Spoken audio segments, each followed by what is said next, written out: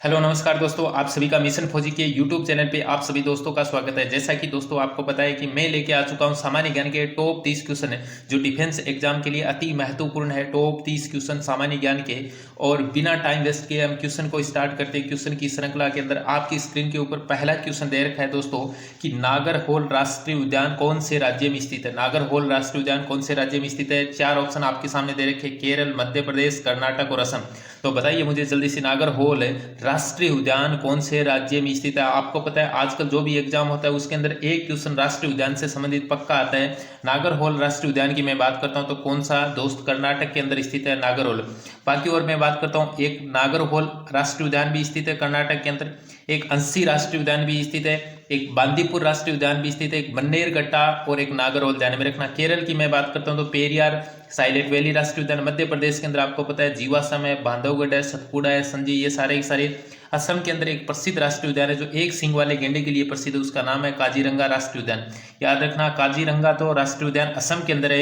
यदि पूछा जाए काजीनाग राष्ट्रीय उद्यान कौन से, वो जम्मू कश्मीर के अंदर स्थित है। तो हमारे पहले क्वेश्चन का ऑप्शन नंबर सी यानी कर्नाटक क्या हो जाएगा, राइट हो जाएगा। क्या हो जाएगा, कर्नाटक क्या हो जाएगा, राइट हो जाएगा। अब देखो बढ़ते हैं अगले क्वेश्चन की ओर। क्वेश्चन नंबर 2 आपकी स्क्रीन के ऊपर दे चुका है, यक्षगान कहाँ का लोक नृत्य है। यक्षगान कहाँ का लोक नृत्य है। यक्षगान के बारे में, लोक नृत्य से संबंधित, देखो आजकल एग्जाम के अंदर लोक नृत्य से संबंधित क्वेश्चन आता है, लोक नृत्य, और पूछा गया कि यक्षगान कहाँ का लोक नृत्य है। केरल का, कर्नाटक का, तमिलनाडु का, आंध्र प्रदेश का। तो जल्दी से मुझे बता दीजिए यक्षगान कहाँ का लोक नृत्य है। आपको पता है यक्षगान की मैं बात करता हूं तो कर्नाटक का यक्षगान लोक नृत्य। यदि मैं बात करूं केरल का कौन सा है तो केरल का देखो काकरसिकाली, वेलाकली, कोलकली, ये सारे सारे कहाँ के हैं, केरल के। और तमिलनाडु के अंदर आपको पता है एक शास्त्रीय नृत्य तमिलनाडु का, वो कौन सा है, भरतनाट्य, जो सबसे प्राचीन है। और आंध्र प्रदेश की मैं बात करता हूँ, आंध्र प्रदेश का कौन सा शास्त्रीय नृत्य है, कुचिपुड़ी। याद रखना, कुचिपुड़ी कहाँ का नृत्य है, आंध्र प्रदेश का। कर्नाटक के एक और मैं आपको बता दूं, कृष्ण पारिजात लोक नृत्य भी कहाँ का है, कर्नाटक का। और यक्षगान का पूछा गया कहाँ का लोक नृत्य, कर्नाटक का। तो इस क्वेश्चन का ऑप्शन नंबर बी राइट हो जाएगा।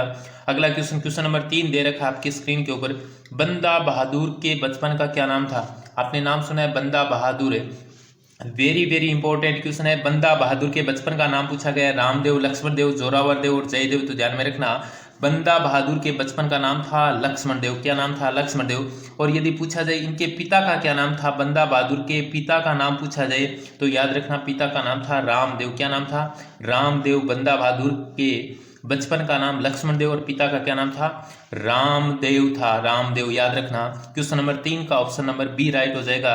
अगला क्वेश्चन, क्वेश्चन नंबर 4 आपकी स्क्रीन के ऊपर दे रखा है। क्वेश्चन नंबर 4, भारत में सर्वोच्च न्यायालय का उद्घाटन कब किया गया था। भारत में सर्वोच्च न्यायालय का उद्घाटन कब किया गया था, 26 जनवरी 1950 को, 27 जनवरी 1947 को, 28 जनवरी 1950 को और 29 जनवरी 1952 को। तो आपको पता है भारत में सर्वोच्च न्यायालय का उद्घाटन 28 जनवरी 1950 को किया गया था। 26 जनवरी 1950 को हमारे देश में संविधान लागू किया गया था। और यदि मैं बात करूं 15 अगस्त 1947 को क्या हुआ था, हमारा देश क्या हुआ था, आज़ाद हुआ था। याद रखना, भारत के सर्वोच्च न्यायालय का उद्घाटन 28 जनवरी 1950 को किया गया था। आप जल्दी से कमेंट बॉक्स में आप छाप दो कि भारत के सर्वोच्च न्यायालय के पहले मुख्य न्यायाधीश कौन बने थे, भारत के सर्वोच्च न्यायालय के पहले मुख्य न्यायाधीश। और अगला क्वेश्चन, क्वेश्चन नंबर 5 आपकी स्क्रीन के ऊपर दे रखा है, आत्मा राम पांडुरंग ने 1867 में बंबई में किस संस्था की स्थापना की थी। इससे पहले वाले क्लास के अंदर मैंने चर्चा की थी 1867 में बंबई में किस संस्था की स्थापना की। तो आपके सामने दे रखा है, प्रार्थना समाज, ब्रह्म समाज, रामकृष्ण मिशन और आर्य समाज। ब्रह्म समाज और आर्य समाज के बारे में आपको पता है राजा राममोहन राय और स्वामी दयानंद सरस्वती ने की थी। रामकृष्ण परम हर्ष जो मिशन था वो भी मैंने बताया था इससे पिछली वाली क्लास के अंदर। आत्माराम पांडुरंग ने 1867 में बंबई में किस संस्था की स्थापना की थी, वेरी वेरी इंपॉर्टेंट है, याद रखना। तो कौन सी संस्था की स्थापना, प्रार्थना समाज की स्थापना की गई थी। कब की गई थी, 1867 के अंदर। कब की गई थी, 1867 के अंदर। अगला क्वेश्चन, क्वेश्चन नंबर 6 आपकी स्क्रीन के ऊपर दे रखा है, भारत में सबसे बड़े हॉकी स्टेडियम का निर्माण कहां पर किया जा रहा है। यानी भारत में सबसे बड़े हॉकी स्टेडियम का निर्माण कहां पर किया जाता है। सबसे पहले तो हम बात कर लेते हैं हॉकी। तो आपको पता है ये भारत का क्या है, राष्ट्रीय खेल। ये भारत का क्या है, राष्ट्रीय खेल। यदि पूछा जाए भारत का राष्ट्रीय खेल कौन सा है, तो भारत का राष्ट्रीय खेल कौन सा है, हॉकी हो जाएगा। ओडिशा के अंदर आंध्र प्रदेश, पश्चिम बंगाल और तेलंगाना। आपके सामने 4 ऑप्शन है। भारत के सबसे बड़े हॉकी स्टेडियम का निर्माण कहां पर किया जा रहा है, ओडिशा राज्य के अंदर। कौन से राज्य के अंदर किया जा रहा है, ओडिशा राज्य के अंदर किया जा रहा है। अगला क्वेश्चन, क्वेश्चन नंबर दोस्तों आपकी स्क्रीन के ऊपर दे रखा है, question number 6, very very important है। क्वेश्चन नंबर 6 के बाद में क्वेश्चन नंबर 7, प्रधानमंत्री उज्ज्वला योजना 2.0, प्रधानमंत्री उज्ज्वला योजना 2.0 की शुरुआत कब हुई थी, 1 मई 2016 को, 10 अगस्त 2021 को, 14 जून 2022 को और 1 जुलाई 2017 को। मैं बात करता हूं प्रधानमंत्री उज्ज्वला योजना की, तो आपको पता है ये तो उज्ज्वला योजना 2.0 से संबंधित क्वेश्चन है। उज्ज्वला योजना हुई थी 1 मई 2016 को, 1 मई 2016 को। कब हुई थी, 1 मई 2016 को हुई थी, याद रखना। अब इसके अंदर क्वेश्चन पूछा गया कि उज्ज्वला 2.0, तो ध्यान में रखना 10 अगस्त 2021 को, 10 अगस्त 2021 को प्रधानमंत्री उज्ज्वला योजना 2.0 की शुरुआत हुई थी। 14 जून 2022 को आपको पता है अग्निपंथ योजना आई थी, 14 जून 2022 को। और 1 जुलाई 2017 को क्या लागू की थी, भारत में जीएसटी। क्या, जीएसटी, ध्यान में रखना, गुड सर्विस टैक्स पूछा जा सकता है, गुड सर्विस टैक्स, यानी कब लागू, 1 जुलाई 2017। प्रधानमंत्री उज्ज्वला योजना 2.0 याद रखना कब से, 10 से अगस्त 2021 से और 1 मई 2016 से, याद रखना प्रधानमंत्री उज्ज्वला योजना। और ये उज्ज्वला योजना 2.0 10 अगस्त 2021। जल्दी से छाप दो। बेटी बचाओ बेटी पढ़ाओ अभियान की शुरुआत कहां से की गई थी, कब की गई थी, हमने पिछली क्लास के अंदर इसकी चर्चा की थी।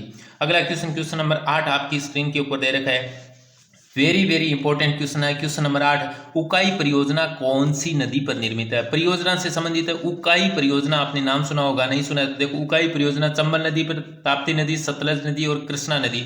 तो आपको पता है उकाई परियोजना ताप्ती नदी पर। और मैं बात करता हूँ ताप्ती नदी की, मैं बात करता हूँ तो ताप्ती नदी का उद्गम अमरकंटक की पहाड़ियों से होता है।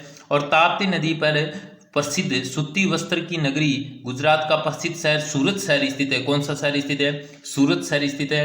चंबल नदी पर आपको पता है गांधी सागर बांध परियोजना स्थित है, राणा प्रताप सागर बांध परियोजना स्थित है। चंबल नदी का उद्गम होता है वो जानापाव की पहाड़ियां मध्य प्रदेश से होता है। सतलज नदी पर आपको पता है भाखड़ा नागर डैम बना हुआ, भाखड़ा नागर परियोजना।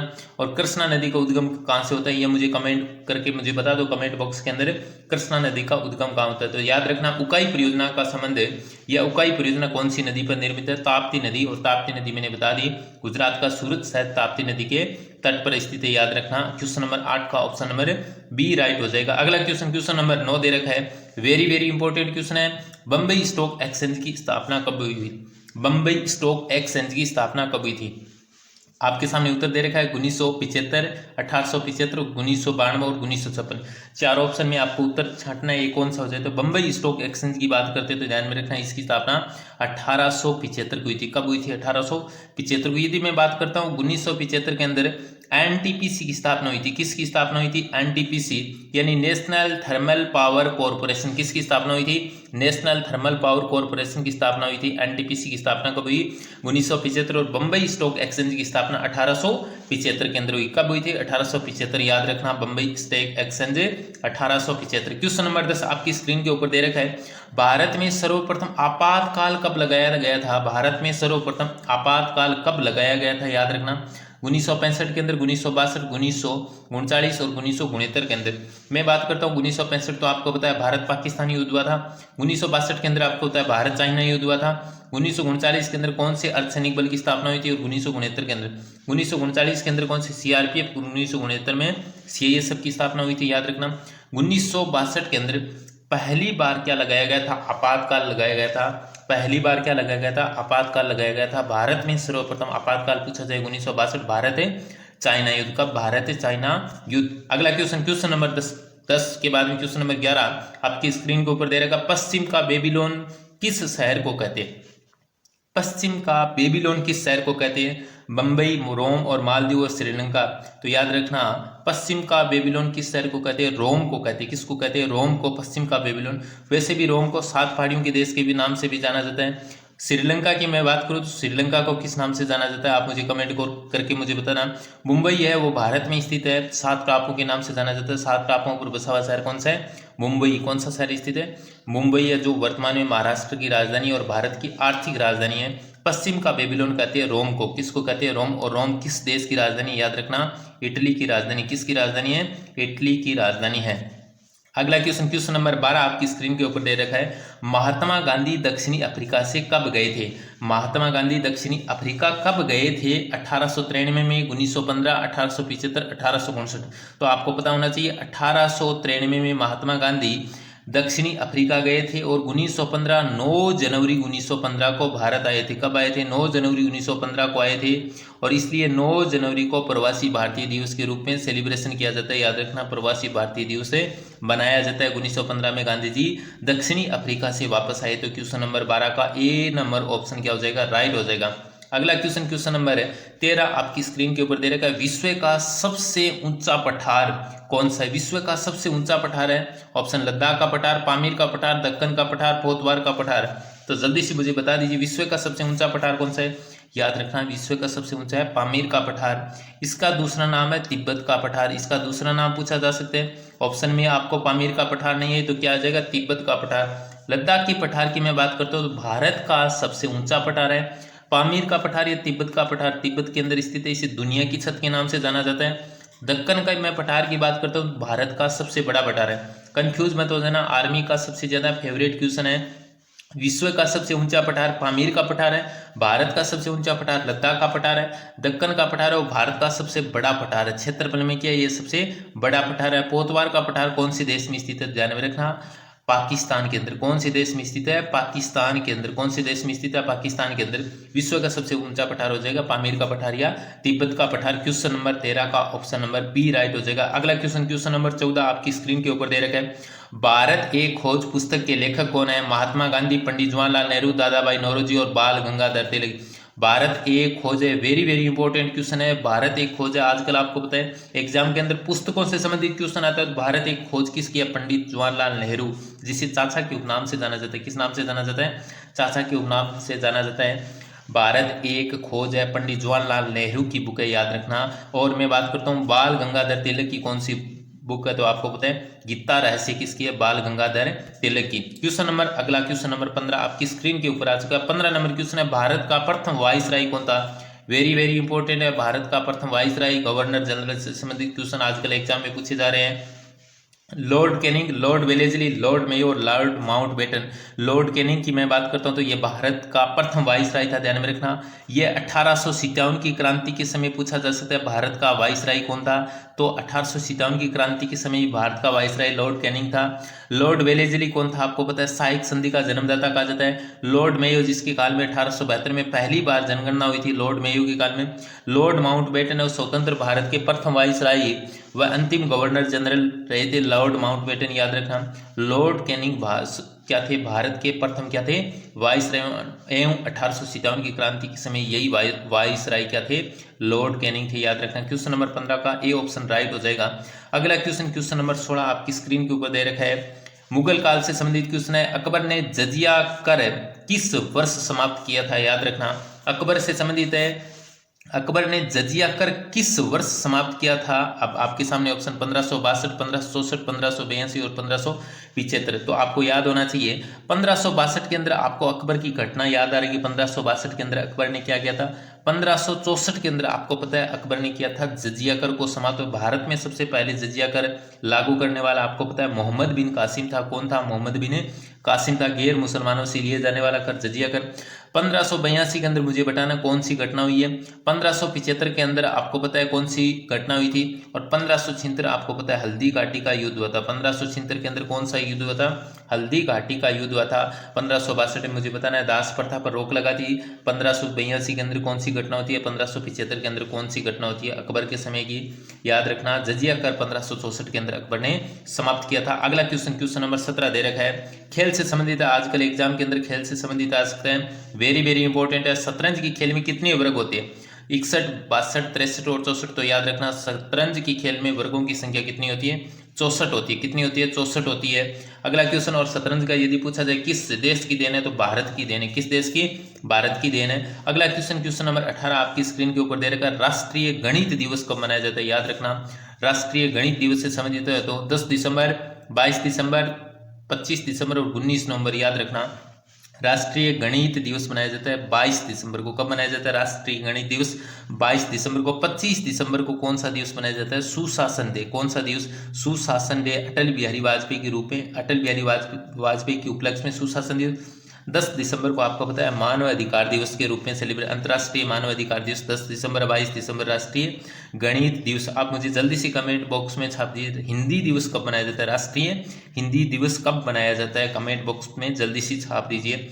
अगला क्वेश्चन नंबर 19 आपकी स्क्रीन के ऊपर आ चुका है। पॉलिटी से संबंधित, भारतीय राजनीतिक राज व्यवस्था से संबंधित है। वेरी वेरी इंपॉर्टेंट है। संविधान संशोधन से कि 52वें संविधान संशोधन के तहत कौन सी अनुसूची जोड़ी गई थी? 52वें संविधान संशोधन से पहले कौन सी 52वें संविधान संशोधन के तहत है कौन सी अनुसूची जोड़ी गई थी, और इनसे पहले अनुसूचियों की संख्या कितनी थी? देखो, सबसे पहले हम बात करते हैं 52वां संविधान संशोधन कब हुआ था। याद रखना 1985 के अंदर। कब हुआ था? 1985 के अंदर 52वां संविधान संशोधन हुआ था। इसके तहत आपको पता होना चाहिए 10वीं अनुसूची जोड़ी गई थी। कौन सी अनुसूची जोड़ी गई? 10वीं अनुसूची का संबंध किससे? दल बदल से संबंधित है। मैं बात करता हूँ 9वीं अनुसूची, ध्यान में रखना प्रथम संविधान संशोधन हुआ था 1951 के अंदर। उस समय कौन सी अनुसूची जोड़ी गई थी? 9वीं अनुसूची जोड़ी गई थी, तो भूमि सुधार से संबंधित है। 11वीं अनुसूची और 12वीं अनुसूची, 11वीं पंचायती राज व्यवस्था से और 12वीं नगर पालिका से। ये 73वां संविधान संशोधन है, और ये भी 74वां संविधान संशोधन है 1993 के अंदर हुआ था। याद रखना 11वीं अनुसूची, 12वीं अनुसूची।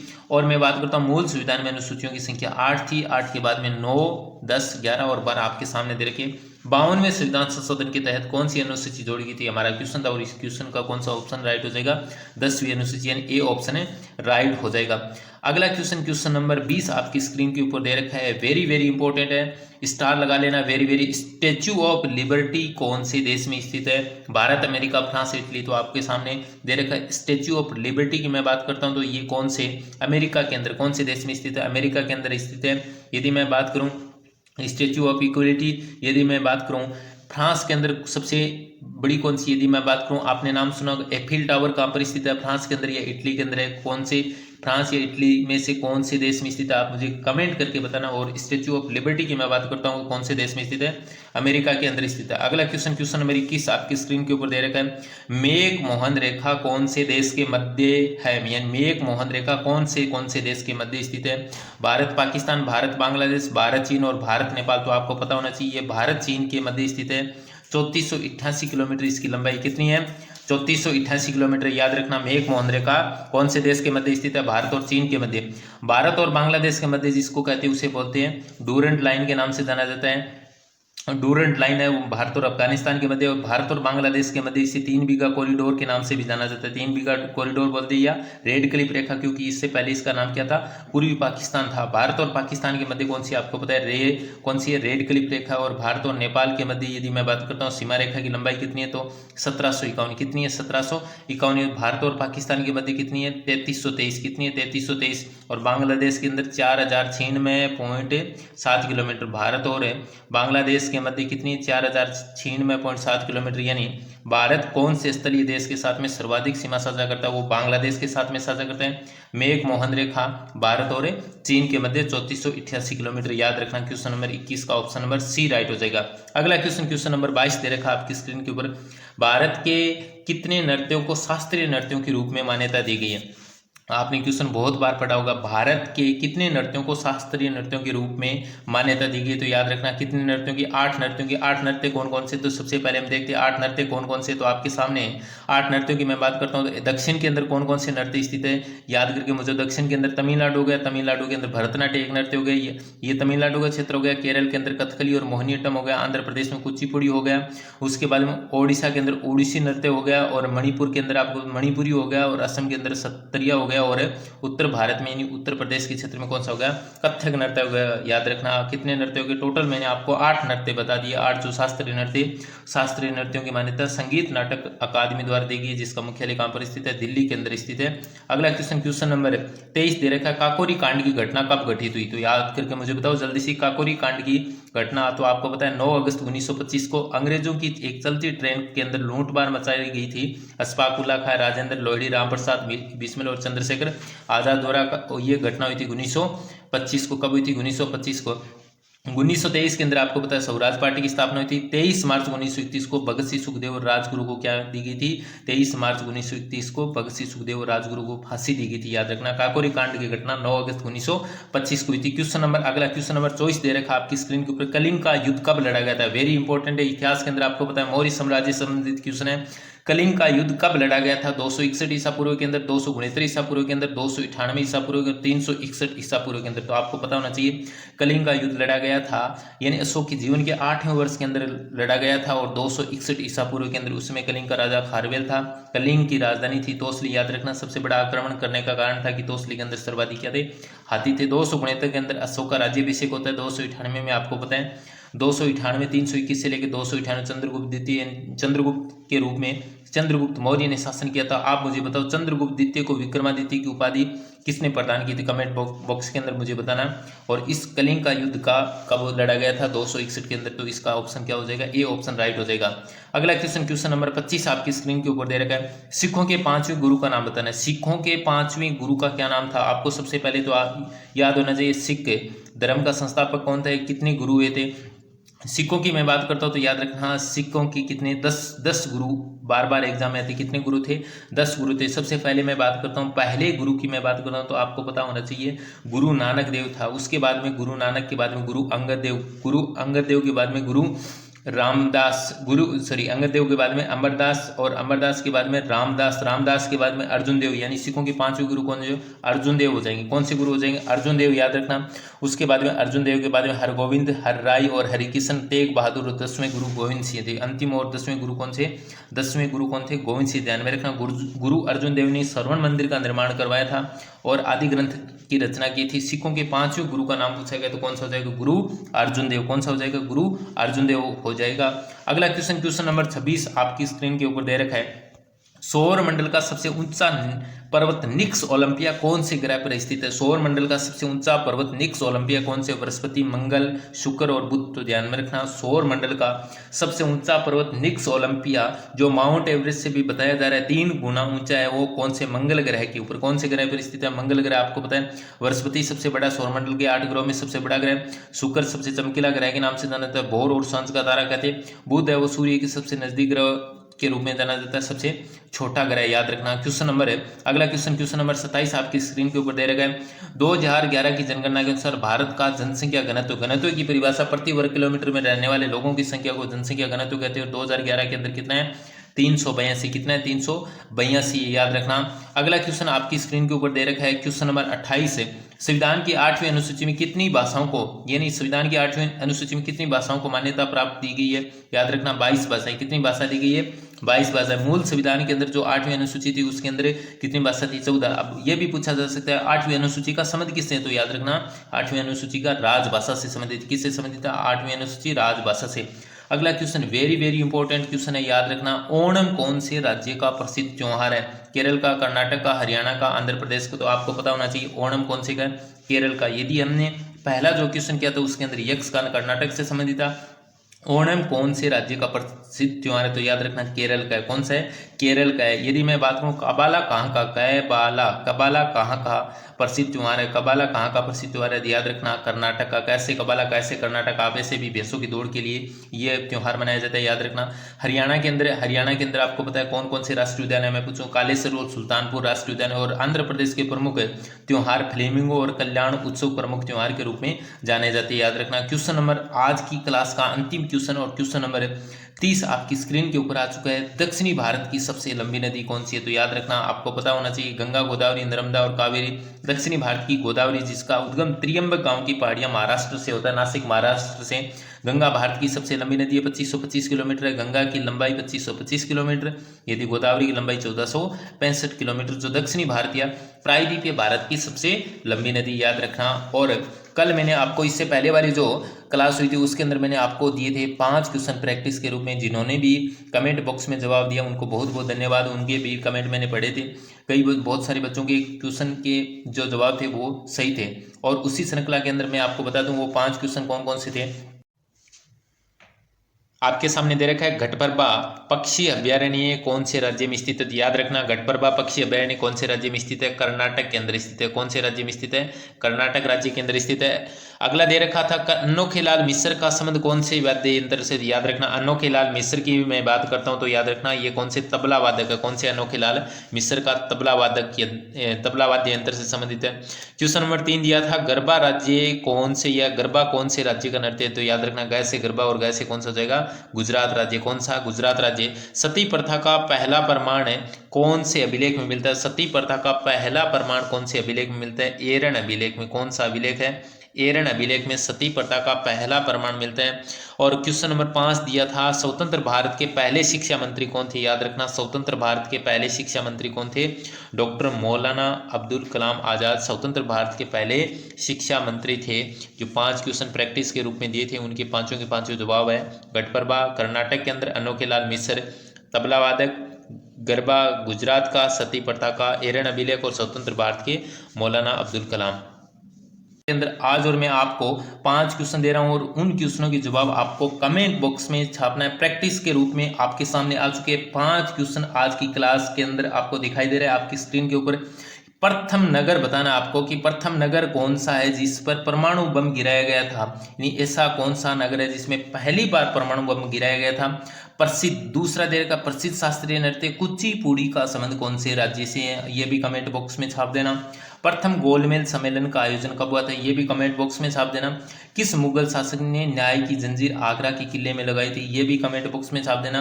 गांधी इरविन समझौता कब हुआ था, इन पांचों के क्वेश्चन का जवाब आप कमेंट बॉक्स में देना। मैं आपके जवाब का इंतजार करता हूं। और आप यदि तैयारी कर रहे हो तो मिशन फौजी की यूट्यूब चैनल को सब्सक्राइब कर लेना, जहां पर आपको सबसे टॉप कंटेंट दिया जा रहा है। मिशन फौजी का यूट्यूब चैनल। आपको वीडियो यदि अच्छा लगा है तो इस वीडियो को लाइक करना, शेयर करना और चैनल को हमें सब्सक्राइब कर लेना और बेल आइकन की घंटी को प्रेस करना, ताकि जो भी आपके पास नोटिफिकेशन आए तो वो सबसे पहले आपको ही मिले। आज की क्लास को मैं यहीं विराम देता हूं दोस्तों। उम्मीद करता हूं कि आज की क्लास आपको बहुत अच्छी लगी होगी। जय हिंद, जय भारत, वंदे मातरम।